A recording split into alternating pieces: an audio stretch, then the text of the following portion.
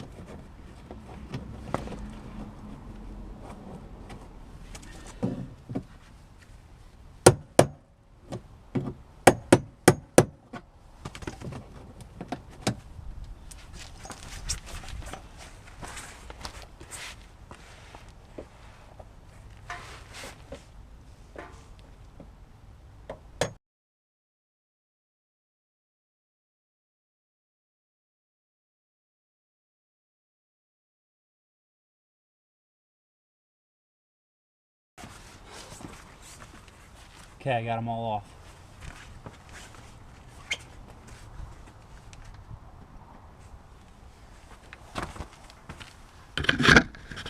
back in the back here is an actual bolt you need to take out, and there's two more clips. We're gonna go ahead and get those out next.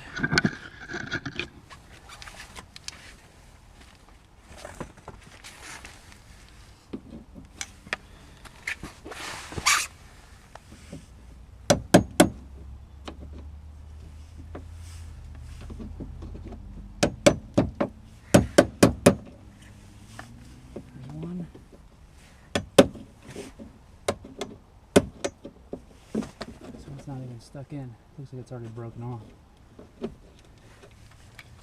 Not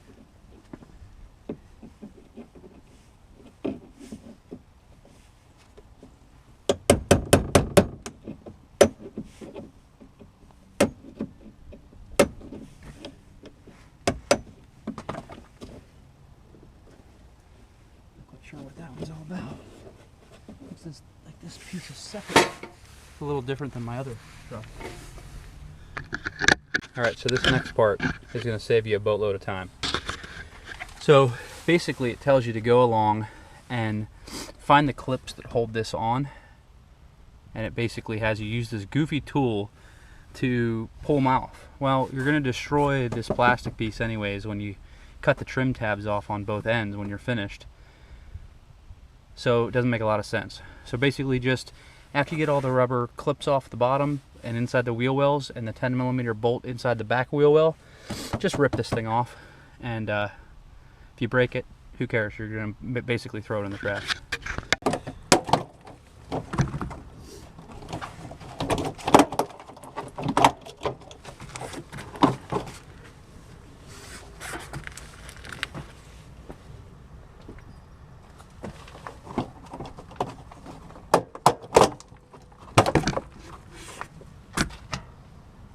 Save this trim piece for later. Next thing you're going to want to do is get this all nice and clean along here, because this is where we're going to be working and this is where all the parts are going to go. So we want this all nice and clean so we don't have any chance for corrosion. Okay, the next thing you need to do is there's a series of rubber grommets underneath the bottom here. Those all need to come out right here. There's a whole series of them along the bottom. Alright, the next thing we need to do is this bracket right here is in the way. This needs to get bent up into this void over here. It looks a lot more wimpy than it actually is. So what we're going to do is I'm going to actually use a bottle jack and put it on here and just push that thing up out of the way. So I'll try to let you be able to see that, but it's going to be hard to see with the wheel well in the way. In fact, I might just bend this back out of the way so I can see a little better.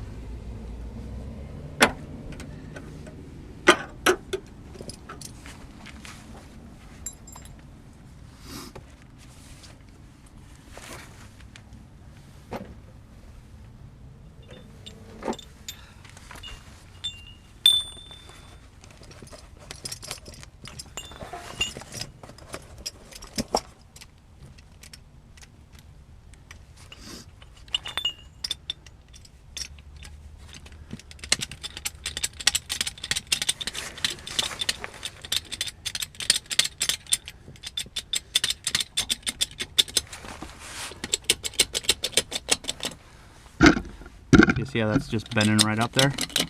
It'll try to lift the car a little bit, but just kind of bend that up out of the way. Kind of like that.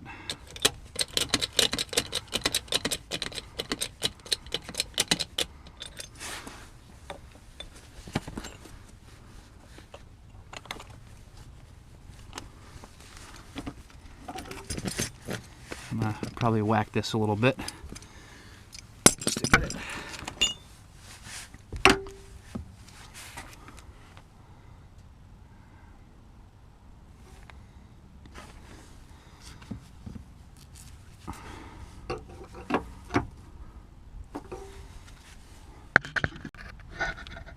Alright, there it is, bent up out of the way.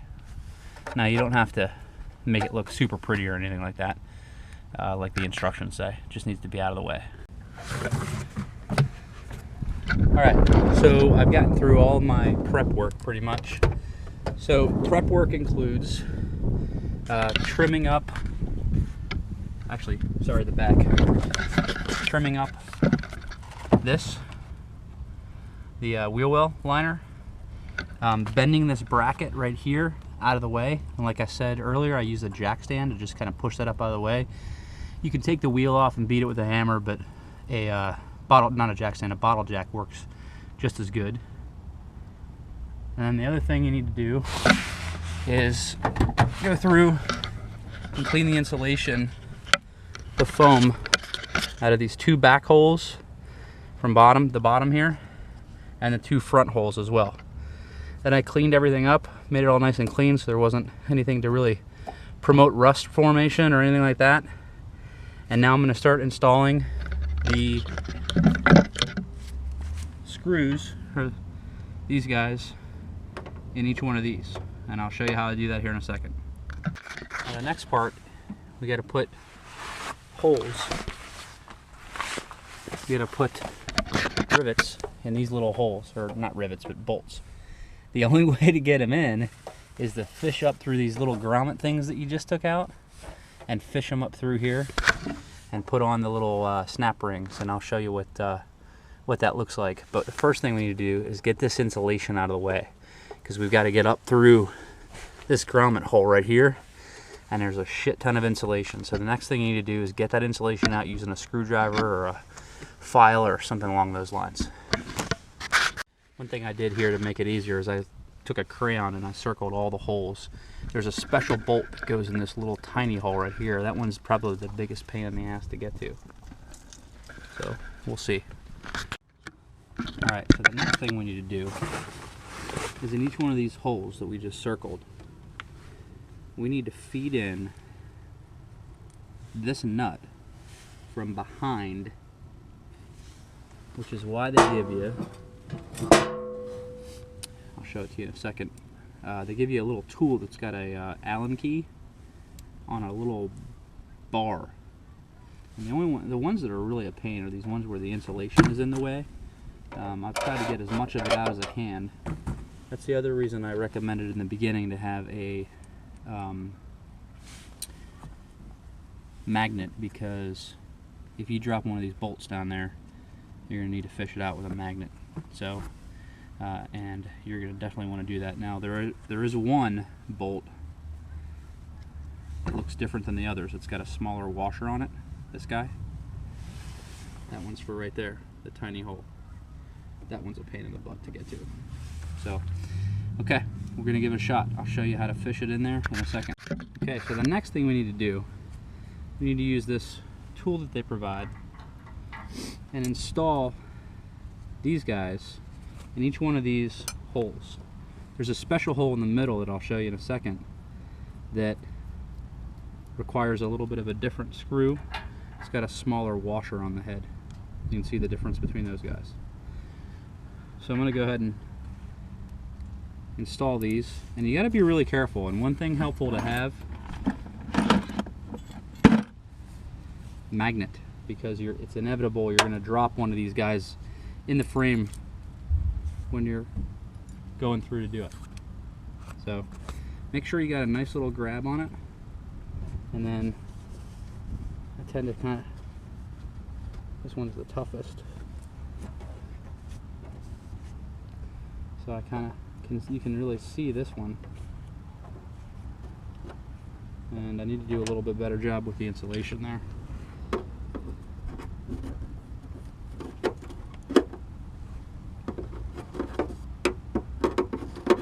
There we go. So now what I'm going to do is I'm going to take these speed nuts, these guys here, I'm going to feed this through and then I'm going to push this on. The easiest way I find to push this speed nut on is with a deep socket. So I'm going to grab a deep socket. It's got a 13 millimeter here. You see it's big enough to accept, kind of fits right on there, and the bolt hole goes in the middle. So I'll watch how I do it. I'm going to feed this up through here, kind of meander my way around all the insulation. I get it to pop through just like that. See how it pop through? And I'm going to use a screwdriver, which I should have handy and I don't.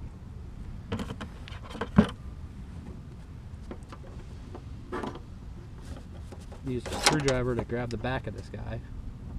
I'm going to kind of meander that in place. I don't like the way that's. So I'm going to try to hold that in place like that.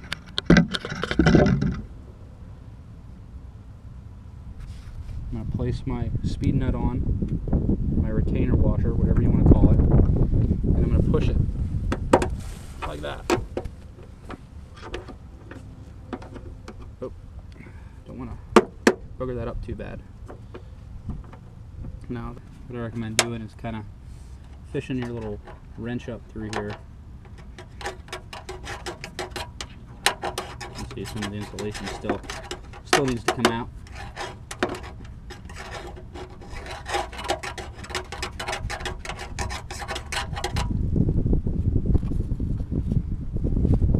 Kind of windy out today. Alright, so I'm going to fit that on there. Make sure it fits kind of tight so it doesn't fall off. Gradually maneuver.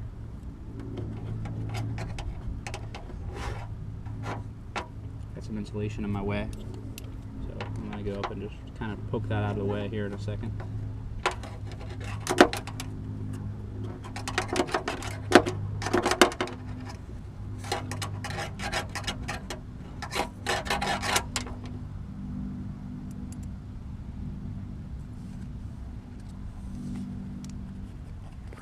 Okay. There she is. Grab one of my retainers.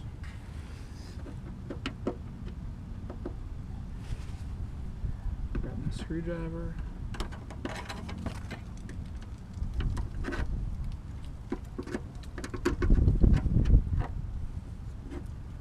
Again, you want to push that out as far as you can.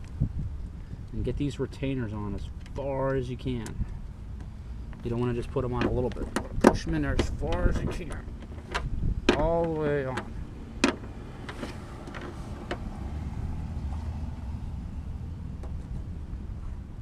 These aren't going in as far as I like. I'm going to use a flathead screwdriver. You can see I'm just kind of working my way along the door frame here. Some of them are easier to maneuver in than others, but for the most part they're not that bad. This one's the biggest pain in the ass right here. This one that's coming up, because it's a circle hole and it's not easy to get to. The rest of them are not too awfully bad. Now, I've been doing this is the second set of rock rails that I've installed, so took a little trial and error at first, but I found this to be the best way. Get them in, get a screwdriver in there, push on the nut, make sure it's on all the way, because you will see here in a little bit how hard it is to get these nuts started on these bolts. Alright, so here comes the circle one right here. This guy's not easy. So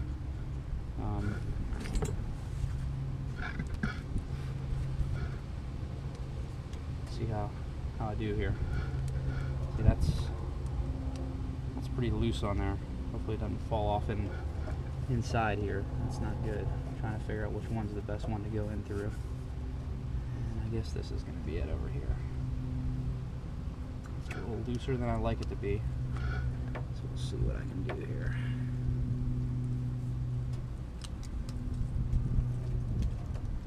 Right here. is. Alright, now this one's a little more difficult because you can't get a screwdriver in there. You can get in there. You can get something in from behind. You gotta just kind of play with it. You need a longer screwdriver. Fight for it in here. There it is. There. Now I got it. So I got some weight again. Oh, just slipped out. So you gotta kind of just fight for it back here through the hole with the screwdriver. That's where it helps to have a long screwdriver. There it was. Can't find it now. There it is. Alright, so I got it. Grab me a washer. I don't have it that good. It's easier said than done.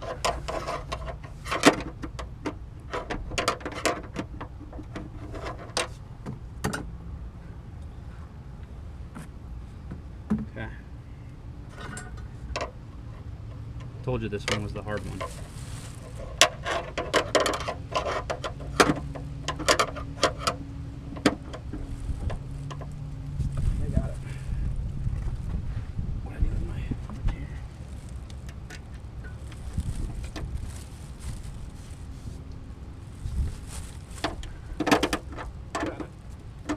There we go.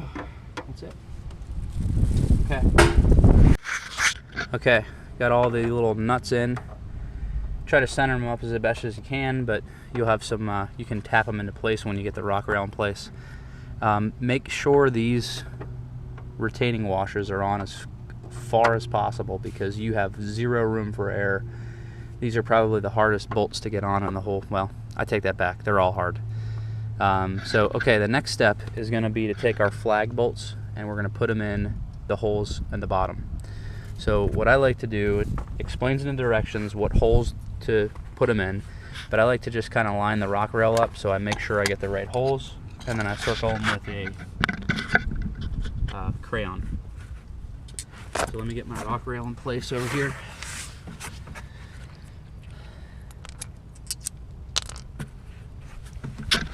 The point on the rock rail, it says in the instructions that there's a right and a left printed on them. I didn't find any on mine.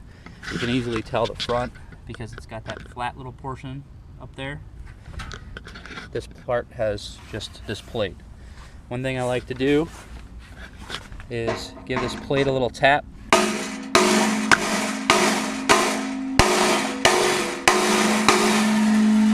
I found on both sets of my rock rails that this was a little deformed and needed to move a little backwards. So, little heads up. Another important thing is make sure all these bolts thread in real nice and easy. I'm going to tap through if you have to. I was okay just running my bolts through, but these things are not easy to thread. You don't have a lot of room for error. These are the last bolts you put in. The instructions tell you to put these in second after the flag bolts. Absolutely not. There's no way you'll get these bolts in along the top. These go in last. I'll show you. Okay, another thing I like to do here, this is absolutely not a necessary step, but it makes installing the series of bolts along this pinch weld a lot easier if you run a drill through these holes and just make them a little bit bigger than they actually are. So they're not easy to drill through because the pinch weld's pretty thick, but you can get through and then just run the drill back and forth a couple of times, and usually that should be enough.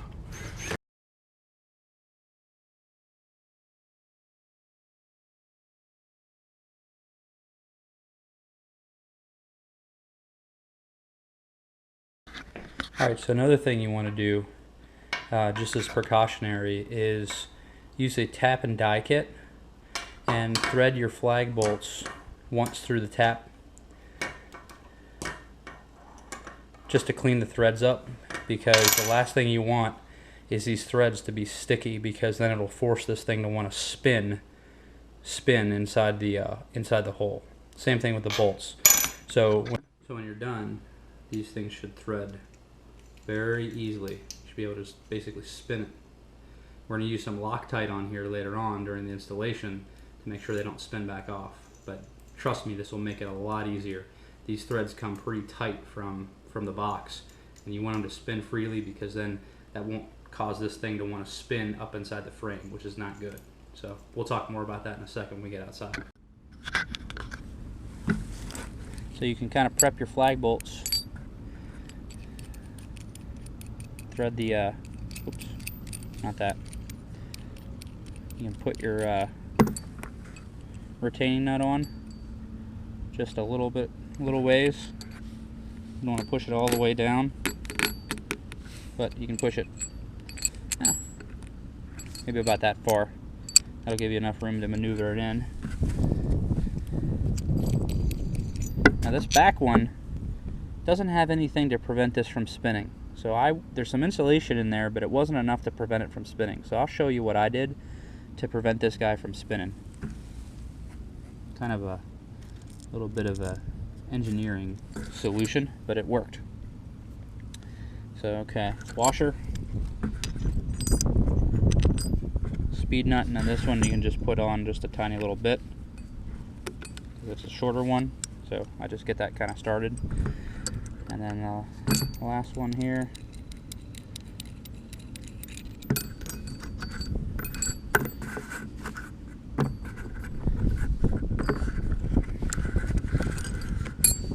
Get that one started. And push that one down just a little bit farther. Okay, now we got to put these bad boys in. We are on the car. So, lining up my holes on my plate, you skip the first one, flag bolt goes in the second one, skip the third one, flag bolt goes here, and then the short flag bolt goes down here in this guy. So here's our first hole the flag bolt's going to go in. These little notches here are what prevents it from spinning. You can see I grinded mine down a little bit because they just weren't giving me enough bite. So I'm going to feed this in here. Should be able to enter that guy in there like that. Make sure those things are resting against the thing. This is where it's kind of helpful to push it to the side a little bit.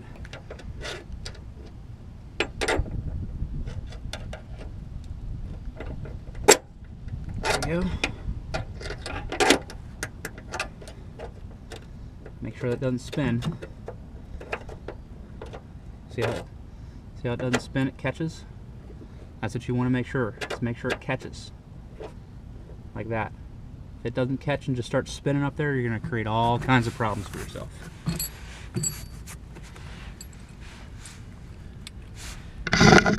Moving down here to this one, same exact exercise. Feed it up there, oval part. Oh great, just started raining. That's not good.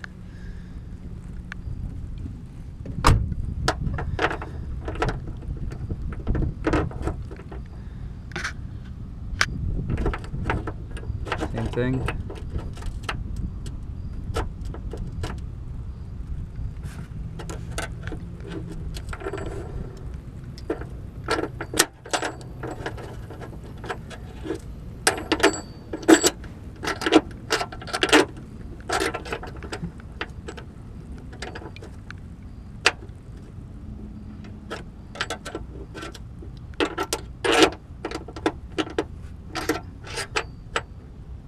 As long as it catches, you're good. Now this one down here, this one's weird because it doesn't have the little nubs on it. So the problem with that is when you feed it in, it'll sit up there all nice, and there is some insulation up there, but it is susceptible to just spinning in circles. So one thing that I did is I took one of those rubber grommets that we took out of here earlier.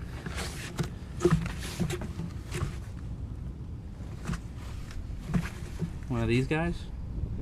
And I'm I'm going to cut it down. So I'm going to cut this kind of piece off along the back here. And this is absolutely nothing you're going to find in the instructions. I just kind of figured this one out. Try to keep it as thin as possible and don't cut yourself.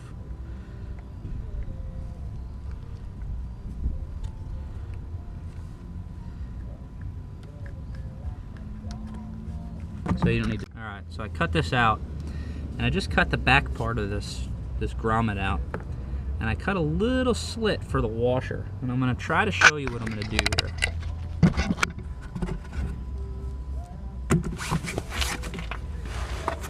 So before I push this push nut on, I'm going to stick this guy up in here like that. And what that's going to do is going to prevent this thing from spinning. It's going to give it something to rest against, if you would.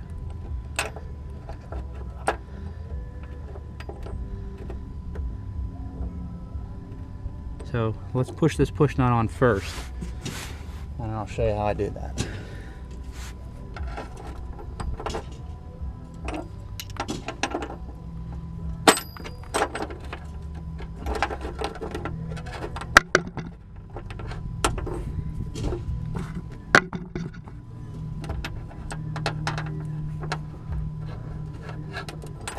Trying to get this thing situated is not easy. Here we go.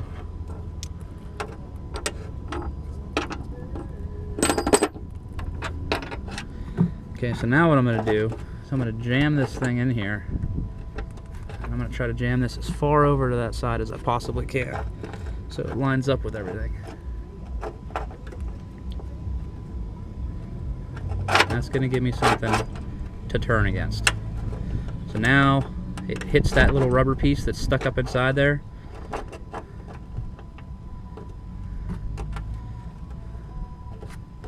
The only problem is I'm going to get it pushed as far back as possible.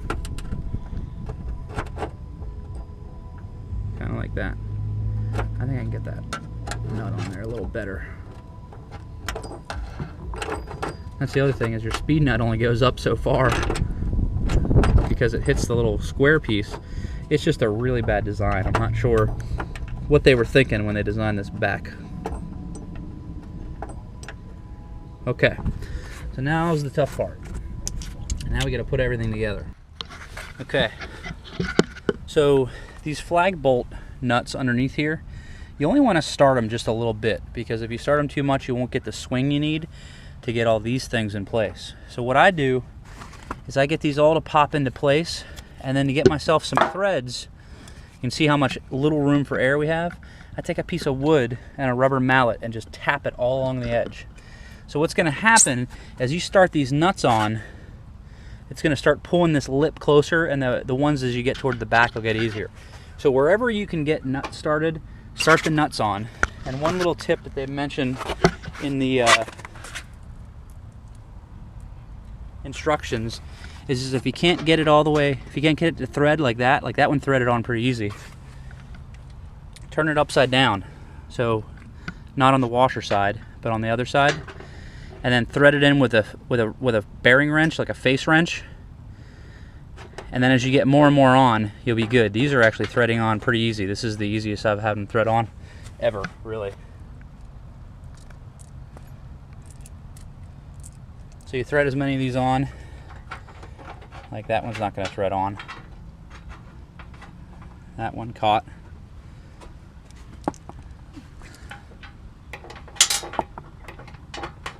So you get the picture. So thread all these on as best you can. And then I'll be back in a second. So the easiest way to get these to thread on is with a nut driver and a socket. And you want to,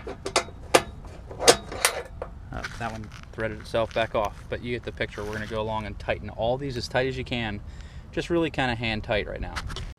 Okay, so I got all these on. Like I said, they're just hand tight with a nut driver right now. So the next thing we need to do is we're going underneath with a 10mm socket. Probably a small 10mm, 1/4-inch drive if you have one, because you don't have a lot of room. And what we're going to do is we're going to be putting these 8, 1, 2, 3, 4, 5, 6, 7, 8. These 8 nuts and this stiffener along the pinch weld. Now, these holes are drilled off center. You want to make sure you put it in towards the top, and you can see there's little indents. You'll see where those indents go along the pinch weld as soon as you get underneath there. But basically what you're going to do is you're going to start in the middle, so with the 5th one from the front. So 1, 2, 3, 4, 5. So with this guy, you're going to start with this guy and use a bottle jack to jack up the bottom of the rock rail until the hole lines up with the nut, and then you're going to hand thread them in. You should be able to hand thread them in, or maybe with the assistance of just a socket on your fingertips. So you're going to hand thread each one of those in right along here. You can feel the holes that they go in. That's why earlier we drilled out those holes a little bit, because like I said, they get a little tough to get in. But I'm going to use this bottle jack here. I'm going to take the floor jack out. I don't need it anymore. And I'm going to use the bottle jack and jack it up into place and put them all in, and hopefully that'll be it. And then we just have to torque everything down and we'll be good to go. I had to really kind of beat on the front of the rock rails to push them back because these holes weren't lining up. So don't be afraid to get a rubber mallet and whack the front of the rock rail really hard a few times. You might even have to loosen some of the screws you put in just to get it to move. It only needs to move a fraction of an inch, but once you get these started, they're pretty easy to go in. Recommend taking some blue Loctite and just squirting them on there.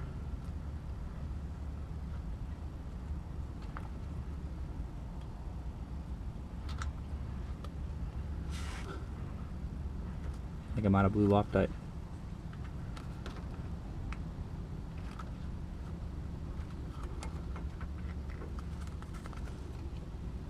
Okay, leave them out.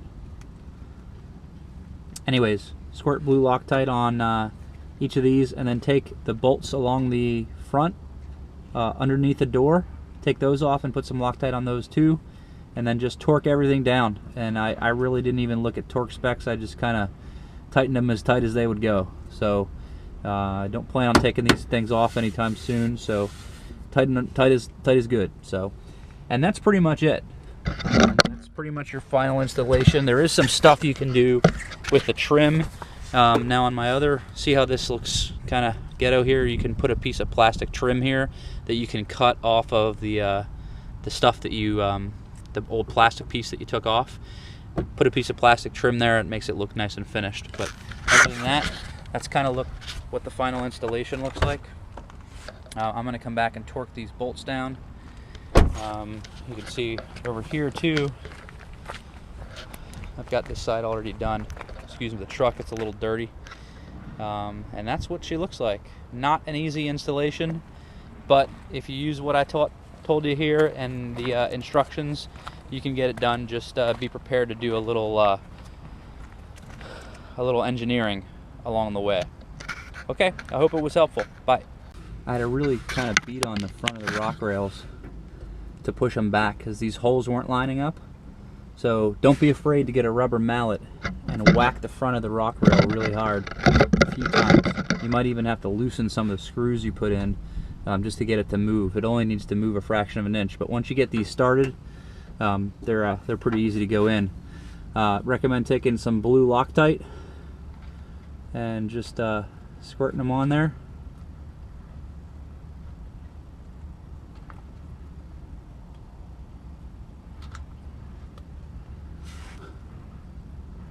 I think I'm out of blue Loctite.